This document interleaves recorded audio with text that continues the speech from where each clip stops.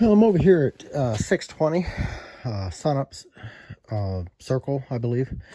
Looking at the furnace and the water heater. I'll start with the simplest, the water heater. It's not currently leaking, but yes, it had been leaking out of the pressure relief and off of the expansion valve. Normally you would see a tank, but expansion valves got approved years ago, about 10 years ago, to use those in lieu of an expansion tank. And these are typically only at like, some are at 85, some are at 105.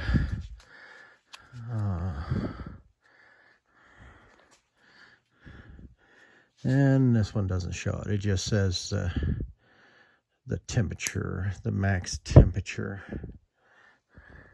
Oh, no, there it is, 125 on here. And so typically what that is at nighttime, we've been noticing on Bradford Whites, for some reason, we don't know why it's specifically to them, but when these turn on, the pressures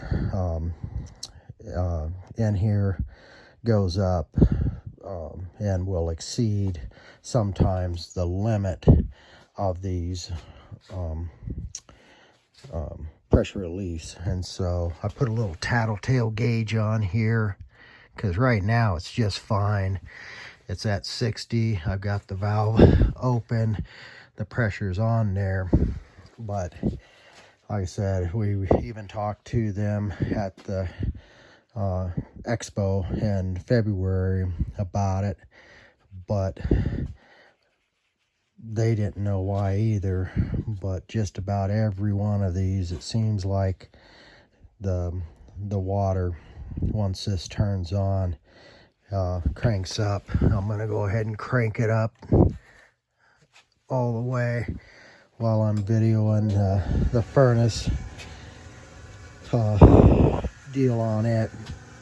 The furnace is actually clean. What this is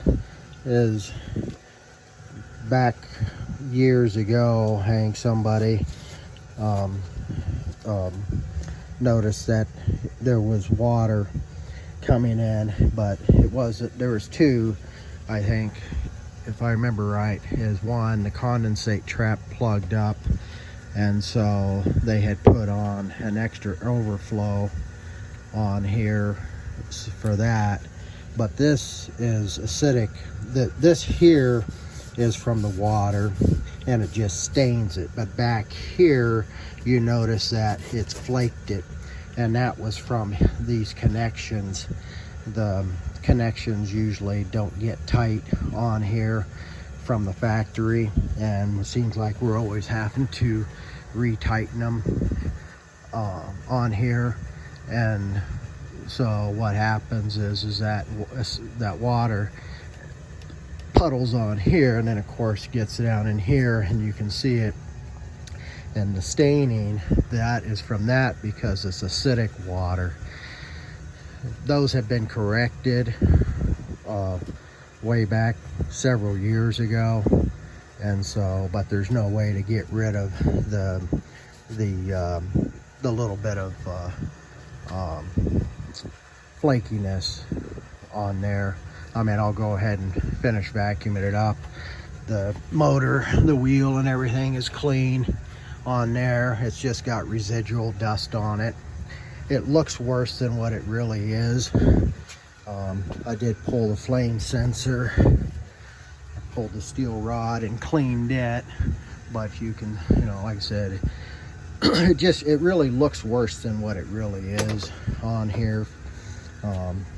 There was a problem, but like I said, the damage has been corrected, and it hasn't done it again since then. And then, yep, here we go. So it's only been on for just a few minutes, and it's already went up 20 psi and still climbing.